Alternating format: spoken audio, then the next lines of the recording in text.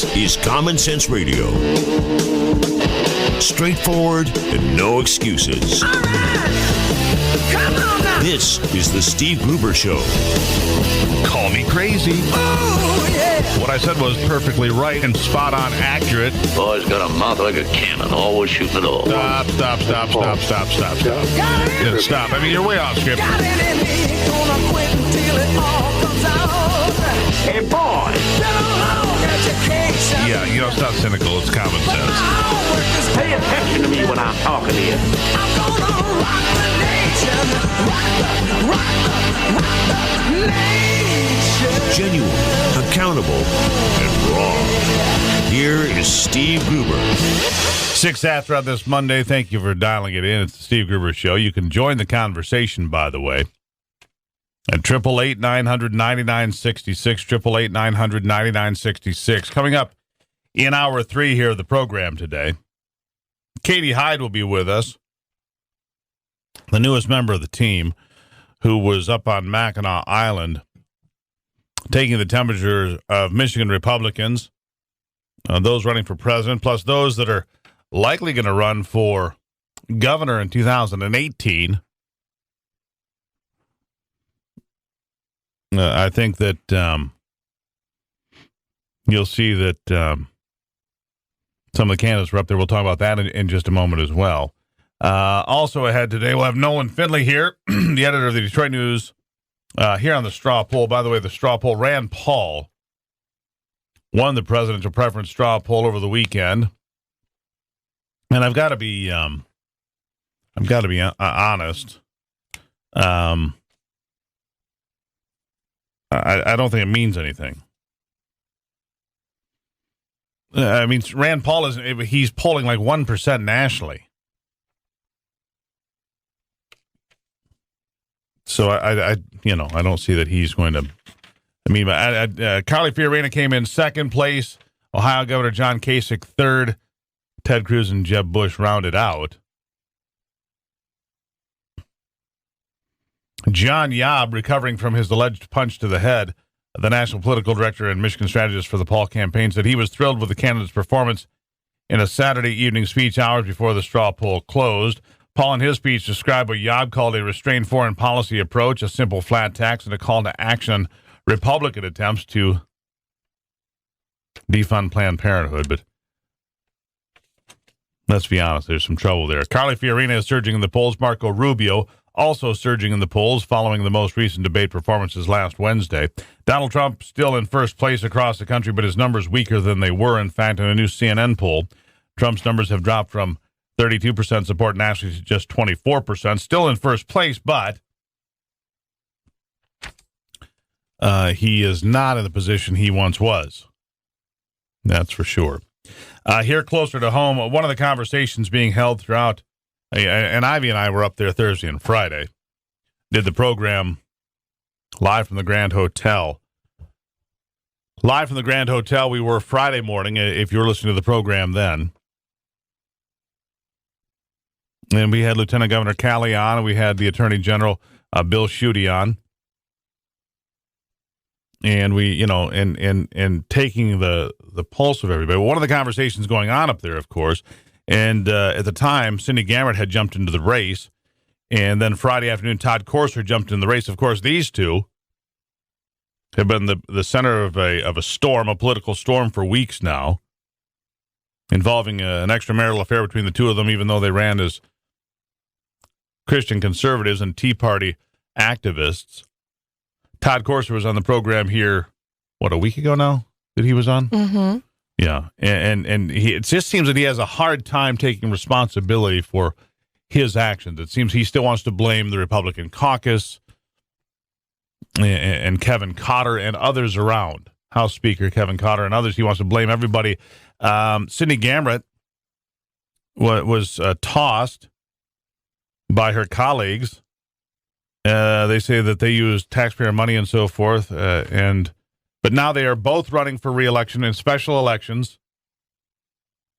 And the crazy thing is, they both could win. And believe it or not, Todd Courser might be more likely of the two to win because I think there's 11 Republicans in the primary race, which means if he pulls 10% of the vote, he could pull the thing off. If he pulls 15% or 20%, he's probably going to win. Same thing for her. 8, I believe, Republicans announced for her seat in the 80th. It's kind of unbelievable. And going back to what we talked about earlier in regards to, it doesn't seem to be any consequences for his actions. I mean, yes, he resigned his position and then he feels like he can go right back into it. Like, I didn't do anything wrong. I think he really truly believes that. He didn't do it well. Not enough wrong to be thrown out. Right. And they say that they want the voters to decide. Well, the voters, in effect, did decide by electing all the other folks that threw them out. The voters, maybe not of those districts specifically, but voters by and large in the state of Michigan did have a say in the removal of these two. Now, of course, when Gamrett do win their seats back, there is a chance that the House of Representatives would choose not to seat them. I don't know if that could be, where that would go. But how embarrassing for these people and their families. I mean, how I would be completely embarrassed. I wouldn't want to, if I was caught in this scheme, would not want to be running again. I'd want to put my life back in order and kind of think about what I to do next. And how to rebuild my family, not how to rebuild my, I call it, I think it's a vanity. It's a little egotistical, yeah. You think? Well, yeah, I'd say.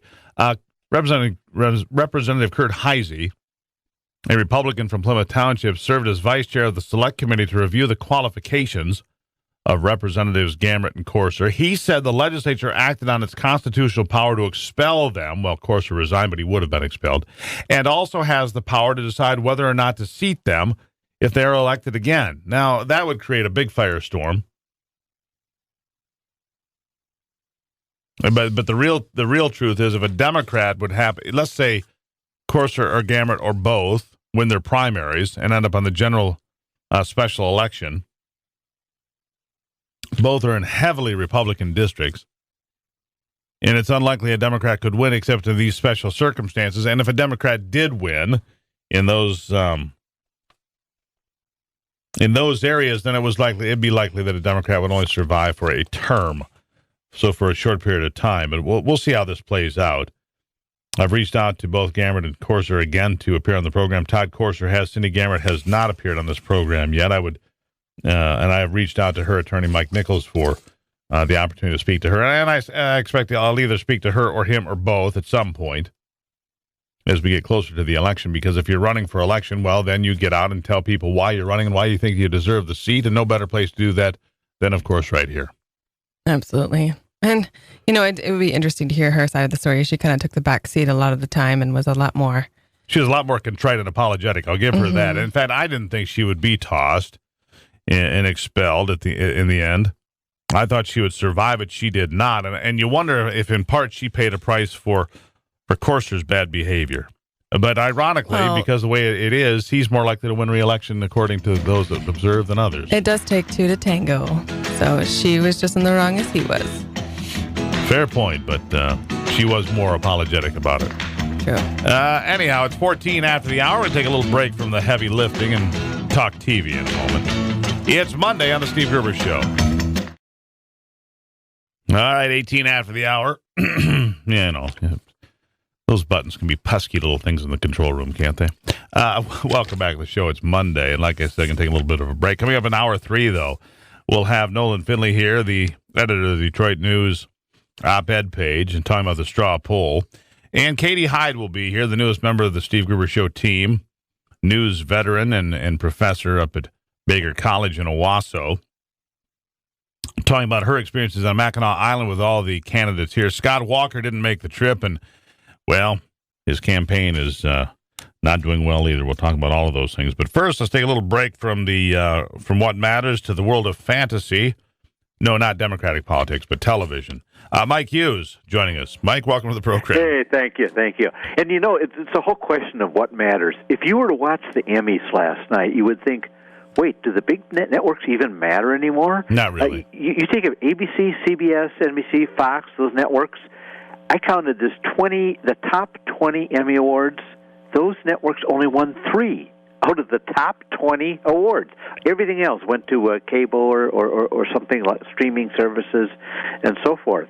So you think the networks don't matter anymore. But now you turn around and look at tonight. Tonight is the start of what you call the official TV season. This is when the big networks suddenly get to be big again. And they just unload these new shows night after night. And at least for a little while, they're going to have our attention. I honestly think that the best new comedy and the best new drama are on tonight. Life in Pieces on CBS is the comedy. Blind Spot is the drama on NBC. And then from then on, there's going to be good, there's going to be bad. But for at least a little while, we're going to remember that, we got those big networks that we don't even have to pay for. Well, yeah. There's the free stuff. Yeah. How long is that? I mean, you wonder if that structure can last forever. Oh, they're starting to wonder that too. But like I say, just for these few weeks, what they have to do is come up with shows that are as distinctive as the shows that are on the cable, and also when they interrupt them with commercials every couple minutes, it's a little hard too. There's a show I see getting a lot of promotion on Sunday was Minority Report, and it said based on the movie, and so is that CBS maybe that's coming out with that? Fox is going to have it tonight, yeah. That's what I said, Fox. Yeah. Isn't that what you heard me say? That's what I said. Right. Definitely, yeah. Yeah. And there's two of those. Two sci-fi movies are being made into series. Tonight it's Minority Report, which is one of the disappointments. It's one of the sci-fi shows that, to me, doesn't particularly work. It was based on a really, really good Steven Spielberg movie a long time ago. But the other one is Limitless tomorrow night, and that one again is that one's on CBS, and that one's only so-so. But there are some good sci-fi shows too. Next week, a week from tonight, CBS is introducing Supergirl, which is much better than you think it would be. It's a pretty good show. And that's one of the differences you'll see. The big networks never used to try sci-fi because they weren't very good at it. But here's CBS trying a couple of new ones this year. Here is NBC on Thursday night bringing back Heroes. Now it's called Heroes Reborn. And that was actually a terrific show when it started a few years ago. And even CW has some decent sci-fi shows. So they're trying something different. They have to, because otherwise we wouldn't pay much attention to them. And like I say, some of these shows are good. Certainly, tonight I'll be watching Big Bang Theory. I never miss it. I think it's a great show. I know, you never miss it. Yeah, and that's it. That's moved over temporarily to Mondays because of football. That's going to be on at 8 o'clock tonight. But right on then, all you have to do is not change your channel. That's fairly easy to do. And you see the show called Life in Pieces. It's structured like Modern Family. It's an extended family. It's a good comedy. Got decent people, Colin Hanks and several others. Just a top-notch cast. And for a while, and then I've always told you to watch Blind Spot at 10 o'clock. If nothing else, for the first few minutes when the naked girl comes out of the duffel bag, you always watch that kind of thing, I think. Well, sure. There. and so it's a good first night for TV. Then there's some ups and downs after that, but for at least for a while, we can watch something that's not cable. Well, all right. It is. What I was wondering about cable last Wednesday. Okay. CNN set an all-time record for viewership. More than 20 million people tuning in for that Republican debate. The CNN, who a year ago, their ratings are floundering. They're restructuring their whole lineup because of ratings problems. Man, if they could have the Republicans there, week after week, they'd have something, wouldn't they? Isn't that something? And somehow, for all the things that people criticize the early parts of the two parties' nomination chases because it's kind of like a clown car approach. You got too many people crammed into one thing and so forth. The fact is, it brings our attention back to the Democratic policy big time, doesn't it? I mean, the whole process of electing people is suddenly interesting again. The coming and going. I mean, when you're talking about Scott Walker, a few weeks ago he was big. Now he's disappeared. All of a sudden, you've got three people who've never held office in the top three places in a poll. It's weird and it's strange, but it's also really, really interesting. And when else do you get 20 million people to watch the democratic process and work? It's interesting. It would have been fun to be on Mackinac Island this last weekend, wouldn't it? Well, I was there through Friday, but okay. I don't know. It was interesting, except that You didn't get Ben Carson from Michigan, and you didn't get Donald Trump and his, he could have flown his helicopter over there in a couple hours. And, right. And had free helicopter rides, not for the kids, but for maybe me, for God's sake, Hey, you got to wonder. I've never seen a helicopter land on the island. You got to wonder what that would be like, because they got this little airport there. One time I was wandering by the airport there, and all of a sudden there was a Secret Service agent sitting at the airport. It turned out it was because Lynn Cheney's plane was landing, because she'd written a book, and she was going to speak to some Republicans there. So here's a bunch of Secret Service agents, and the guy's trying to not look like a Secret Service agent, and he says to me, "Oh, so when did you folks fly in?" And I had to admit, no, we didn't fly in. We were walking in the woods. We couldn't find a bathroom, and we found the airport. So he was disappointed in that, but I think he suspected I didn't look like a terrorist. Well, I don't know, Mike. I've seen you. I question that. All right, Mike, we got to run, my friend. Okay, watch some TV tonight. Watch some TV this week. There you go. Eat some chips, watch some TV, have a big time. 25 after, everybody. It's the Steve Gruber Show on a Monday.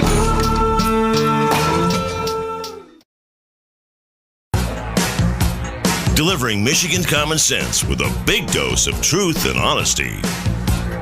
One thing leads to another.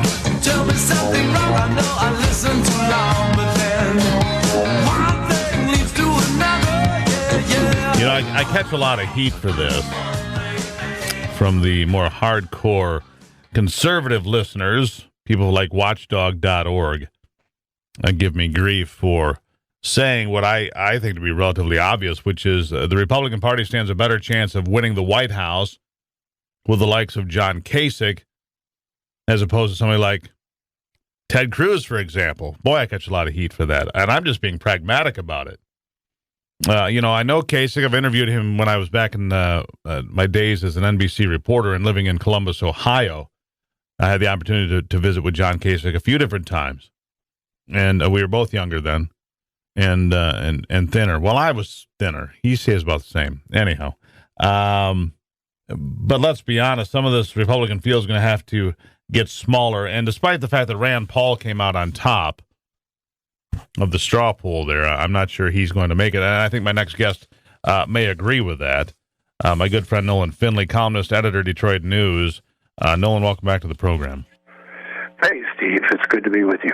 And I mentioned the John Kasich thing because I read your column, and I was pleased to see that I'm not the only guy out there saying that Kasich might be, the key. I thought that Kasich on top, Rubio on the bottom might be a really effective ticket for the Republican Party. Yeah, I've thought that for a long time. Yeah.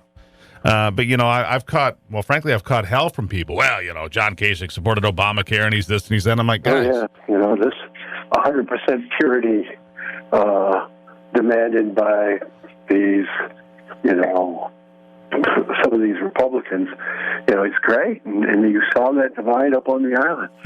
That's great. If all you want to do is get big cheers at rallies and what have you, but you're not going to win the White House. That's right. In fact, I've tried to explain to people, and I wrote a column here just last week saying, listen, by this measure, Ronald Reagan was saying no chance. You know why? He signed into law gun control measures while governor of California. Right. He'd have been disqualified from the get-go. You're right. I'm sick to death of hearing about Common Core and Obamacare expansions, applied to people who are extraordinarily qualified to be president and would bring conservative values and free market values to the White House. But you saw it up on the island, this divide between practical conservatives and purist conservatives. And, even amongst the candidates, you had Rand Paul and Ted Cruz saying, get up there and defund Planned Parenthood and make Obama sign it, do this, and make the Democrats decide whether to veto it or not. You shut down the government. Okay, you can do all that. You have the majorities in the House and Senate to do that. Obama's never going to sign it. You're going to get pegged by the media as being fools, obstructionists and fools and ideologues. And it's going to cost you any chance you have to get the White House in a year that it should be, if they nominate Hillary Clinton, it should be a walk-in. Yeah, I mean, here's the thing. Politics is it takes a while sometimes for there to be a sea change. I do believe that the American attitude about Planned Parenthood has changed forever because of these videos. It doesn't get a pass anymore, but you have to wait for the right opportunity. And this notion that somehow you're just going to shut down the government, which, by the way, when they allegedly shut down the government, it does almost nothing except get headlines. The only thing it does is fire up headlines and sell newspapers like yours, but does it really do anything? No. Does anybody ever notice anything different? No, not for the most part. And it doesn't. It doesn't move the needle. As always, every time it's been tried, it hurts Republicans. And here you go again on the island Saturday night, listening to Rand Paul say, "Shut down the government." You know, and yeah, I felt like the most honest folks up there were Kasich and Bush, in saying, "Look, until you control the White House, you can't do these things you want to do. So why engage in symbolic fights that make you look like ideologues, that make you look like, you know, you're trying to disrupt the political process or whatever? What's the point of them until you control the White House?" Yeah, the approach of, you know, here are my principles and here's what I stand for, and if you don't get that, you're too stupid to vote. I mean, that's not going to get you a lot of votes. That's not going to get you a lot of places, you know, and that has been my impression of how some of these candidates handle it. Now, let me ask you about Carly Fiorina.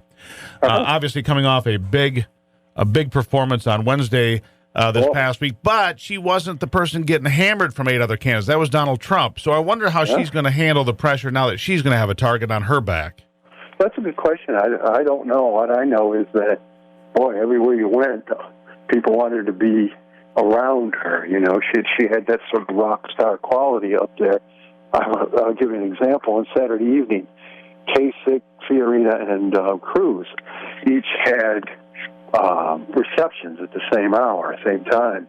I walked by Fiorina hoping to get in. It was impossible. The line was down the block to get in, and the place inside was full. It wasn't happening. Yeah, Kasich had about 30 people lined up, and Rubio was rattling around in his almost by himself. So, you know, she really did have a good weekend, whether that holds up or not. But I said after the last debate that she would be the next one to surge to sort of challenge Trump. And I think you've been seeing that over the last week. Yeah, Ben Carson's numbers now. The two big winners coming out of the last debate, which apparently Ivy and I here picked it right, was Marco Rubio and Carly Fiorina, both up dramatically. Now, here's the question. Who's not going to make it? I am surprised in the brand new CNN poll that's out, Scott Walker polling 0.5%. So he, I mean, unless, you know, something miraculous happens, he's gone. And Rand Paul, despite his win of the straw poll, it means nothing, I'm sorry to say, because Rand Paul, he's polling about 1%. So I think people like Walker, Rand Paul, Huckabee, Christie, this field is going to get smaller, and it's going to get smaller soon. So the things you mentioned, Kasich and Bush, they both have money and support. They're gonna ramble on, and Kasich might be the tortoise that wins this thing. We'll see what happens, but this field has to get smaller, doesn't it? Yeah, I mean, the field's going to get smaller. That's what I said. It said yesterday. I would expect Walker will be the next one out. He's starting to pull back from places and what have him, consolidate his resources, which is always a good sign that it's about over for him. You know, Rand Paul, he's got a big ego. Who knows whether he'll pull out early or not, but he's not gaining any traction despite his straw poll appearance. I mean, if some of the other more libertarian conservatives pull out, he may pick up some of that support, and that might be what he'll wait for. You know, Huckabee, will he get out, or is he just simply too you know, messianic to? Well, that's a good word quit. for it. I expect he will quit. It costs money to do this thing. Yeah, it costs money. You know, the money's going to start consolidating. You know, and I called, you know, there are things that I call vanity campaigns, and a couple of those, I think Rand Paul might be the biggest vanity campaign. And, you know, and I don't disagree with a lot of things he says. He just talks to a very narrow group of people to begin with, and so his chances are few. Anyhow, Nolan, got to run. I greatly appreciate it as always. Okay. There you have it. See you Nolan soon. Finley, everybody, the columnist, Detroit News op-ed editor, and just a good guy to have here on the program for the conversation. Straight ahead, we'll visit with Katie Heid, the newest member of the Steve Gruber Show team, the veteran journalist who is also on Mackinac Island, and her impressions as we wrap up the festivities up there and take a look at the long picture of who might remain in the race and who could win this thing. It's Monday on the Steve Gruber Show.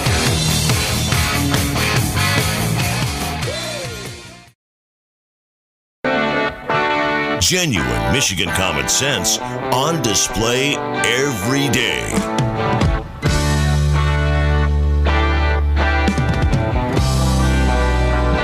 All right, it's 45 after the hour. The newest member of the team here at the Steve Gruber Show, Katie Heid, veteran journalist and professor at Baker College in Owasso, writer and so forth, and we sent her right out. Just jump right into the fire. We said to Katie, go up to Mackinac Island, see what you can find out, see what you can make of it. She joins us on the program. Katie, good morning.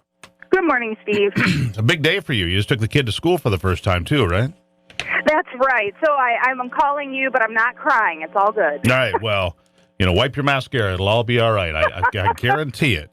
Mom, I don't want to go. It's okay. Mom, I hate Democrats. What? I'm sorry. Anyhow, it's 45 after the hour, and so a big weekend up there. And you talked to us here a bit ago. You said Carly Fiorina was like a rock star walking in, right? Oh yeah, she was a standing ovation. I mean, she lit up that room. She was energetic, and you could tell she was the speaker people have been waiting for all weekend. In fact, let's get Alex. You got just a little taste of her. Let's run a little bit, Carly. All of us have the capacity to live a life of dignity and purpose and meaning, and I know our values and our principles lift everyone up. You see, progressives don't believe this. They do not believe that everyone has God-given gifts. They do not believe that everyone has potential. They actually believe that some are smarter than others, some are better than others, and therefore some are going to take care of others. Why else would you create dependence programs that cause people not to move forward in their lives? There you go. Carly, it was a packed room, and you really couldn't get close to her just because it was well insulated. And I wonder how she's going to perform when she becomes the target of the barbs being thrown by her opponents come the next debate. Right, and isn't that what it's all about? I mean, your star can rise so quickly, and it can fall just as quickly as well. I do have to say, though, watching her speak in person rather than on TV and in the debates and in the media and things like that, she really personifies what this country is all about. She talked about this innate potential that people have. I mean, she started from the ground up. She went from secretary to CEO of Hewlett-Packard, and her journey in there, she personifies this pulling yourself up by your bootstraps. And she discussed the fact that America, her words, are wound around this web of dependence. And what we've done is we've created, in her words, this world where people are dependent on the government, and now they can't get out. And she wants to bring it back to people understanding their potential and what makes this country great. Well, and hard work. Work ethic is the number one thing, and clearly she has a work ethic. She may have her issues like any other candidate. She's not perfect. No candidate is. But when it comes to working hard, clearly she has no issue there. Now, you also had a chance. We heard part of your interview with Rand Paul here in the first hour of the program today. You also had a chance to visit with Ted Cruz. I think Alex has part of that queued up. Let's hear part of the conversation with Ted Cruz, senator from Texas, with Katie Heid over the weekend. Go ahead. If I am elected president, let me tell you what I intend to do on my first day in office. The first thing I intend to do is rescind every single illegal and unconstitutional executive action taken by this president.